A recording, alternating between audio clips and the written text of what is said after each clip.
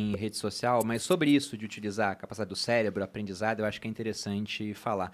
Porque hoje eu sou um cara que estudo bastante. Eu tento estudar todo dia alguma coisa. Isso aqui em si já é estudo. Como a Malu falou, receber pessoas para conversar com a gente aqui, ainda mais pessoas do gabarito de vocês, hoje eu acho que dos convidados, em termos de formação, pô, temos PhDs, doutores aqui.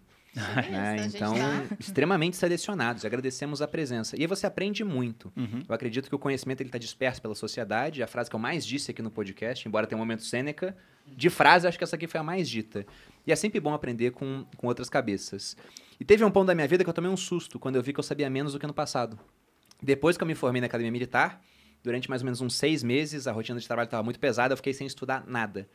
E aí uma hora eu fui pegar alguma coisa que eu sabia antes e eu vi, caramba, eu esqueci isso aqui. Eu não sei. E eu me deparei com uma analogia, eu já não lembro aonde, mas a analogia ficou, que era de um animal chamado assídia, ou seringa do mar. É um animal que ele fica vagando pelo mar durante um tempo, até uma hora que ele acha uma rocha, essa é a missão da vida dele, ele se fixa naquela rocha e depois que ele faz isso, para gastar menos energia, porque o cérebro consome muito, Eu sei. ele digere o próprio cérebro.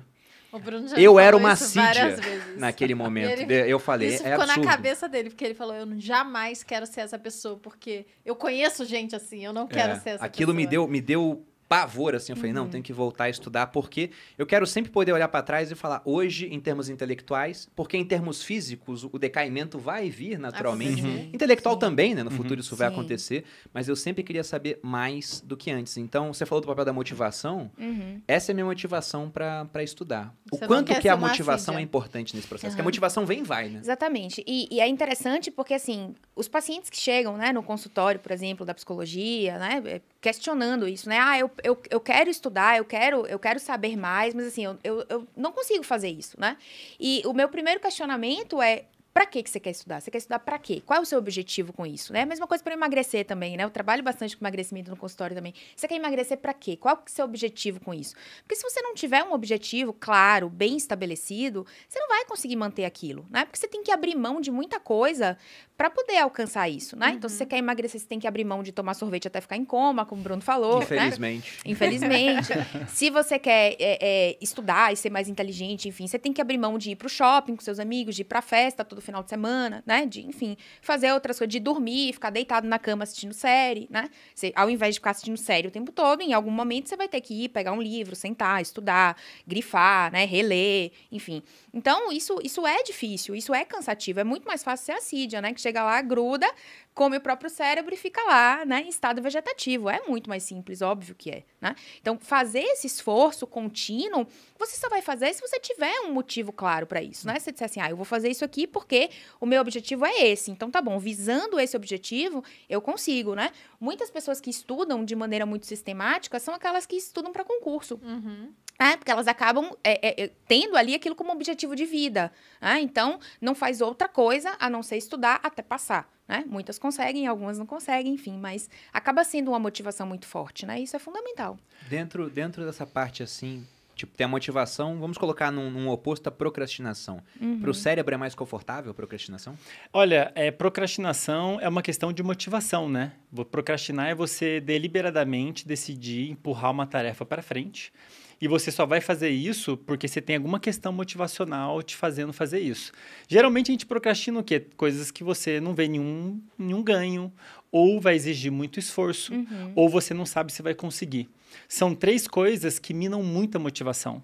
Você vê se tem recompensa no final, o esforço que você vai ter que empregar e quais são as chances de você conseguir chegar ali. Dificilmente você vai procrastinar, sei lá, uma viagem que você quer fazer muito. E eu vou abrir um parênteses, Bruno, acho legal colocar isso para todo mundo que é professor, que são nossos casos aqui, alunos. Motivação, na minha avaliação, é um dos aspectos mais subestimados da educação. Porque quando a gente está motivado, quando a gente tem um motivo, isso significa no seu cérebro liberação de dopamina. E a dopamina ela vai em áreas envolvidas, por exemplo, com controle da atenção e formação de memória. Então, você ia assistir uma aula motivado, Você grava mais. muito mais. mais. A química do Muito seu bom cérebro é diferente se você estiver motivado ou não. Se você, agora, por exemplo, se estiverem motivados no que eu estou falando, isso vai mudar completamente A percepção. o quanto você vai conseguir prestar atenção em mim e o quanto você vai conseguir formar de memória em relação a isso. E isso explica, em parte, porque que às vezes você lembra muito uma coisa e ela lembra Aquela muito de formação outra. de memória que a gente está Isso. discutindo. Então faz muita diferença e eu acho que isso é muito pouco discutido. Porque você chega na escola, você escolheu alguma disciplina na escola? A gente não escolhe, você vai fazer, não sabe por que faz, Bhaskara, sei lá o quê, sei lá o quê. Eu também sofri na escola por causa disso, eu não conseguia prestar atenção. Eu não tenho déficit de atenção, eu tinha era desmotivação mesmo. Desmotivação. Universidade é a mesma coisa, uma disciplina chata. E agora a gente está nesse novo cenário de educação digital que eu acho muito legal por um motivo. As pessoas escolhem. Exatamente. Uma vez eu vi o Jota comentando isso, que ele já foi professor. Ele falou, cara, o pessoal aqui não quer me ver. Daí, na hora que você vai para o digital, as pessoas não só te escolheram, como elas estão pagando. Exatamente. O estado motivacional dos alunos, e eu estou percebendo isso agora, esse ano, né? Que eu agora dou aula na universidade, em alguns cursos... Putz, na universidade, alguns são obrigados e na rede social o pessoal te assiste porque quer. O comportamento do aluno é diferente. Assim, é um negócio... absurda a diferença. E o que explica isso tudo? Motivação que, por sua vez, tem a ver com uma mudança química no cérebro. Total, né? Eu acho legal a gente falar isso pra galera... Não sei, tem coisas que a gente pode fazer para mudar, né? Talvez flexibilizar mais. Lá no Materializa, que é o meu programa de emagrecimento, hábitos saudáveis, eu sei disso, né? Eu falo, eu só vou conseguir fazer com que a pessoa siga a dieta e se esforce agora para colher alguma coisa, talvez muito pouco no futuro, né? Porque o ganho de saúde é muito rápido, mas as pessoas não valorizam isso tanto. Sim. Então, elas valorizam o emagrecimento, elas valorizam estética, a estética, a bunda dura, né? A barriga sequinha e tal. E para isso acontecer, demora. Infelizmente. A gente gostaria de fazer dieta por 2 dias e tá magro. Mas eu não acho acontece. muito injusto isso, muito ficar injusto. 1 dia sem comer e não emagrecer nem 6 quilos. E você... Nem 6 quilos. É muito injusto. Você só consegue 1, né, amor? Porque Exato. o homem é desgraçado. Mas, e aí, uma das estratégias que eu uso lá no Materializa é trazer a motivação no sentido de que você consegue completar algumas etapas. Então, uma etapa, certamente, quando você vê o emagrecimento acontecer, é muito motivador, porque você quer continuar. Agora que eu tô magrinha, que a minha barriga tá sequinha, eu nem quero comer mais, tô de boa. Eu consigo Isso dizer se chama reforço muitos mais positivo, não. né? Agora, quando você não consegue, você precisa de uma outra coisa externa. Então, eu sempre divido lá as nossas tarefas em etapas, para você são diárias? alcançar. Desculpa, são diárias. E aí, você meio que tem que... tem a recompensa, tem a você marca a recompensa, bolinha. você marcar muito legal. e tal. muito E eu legal. falo que o legal é fazer... É.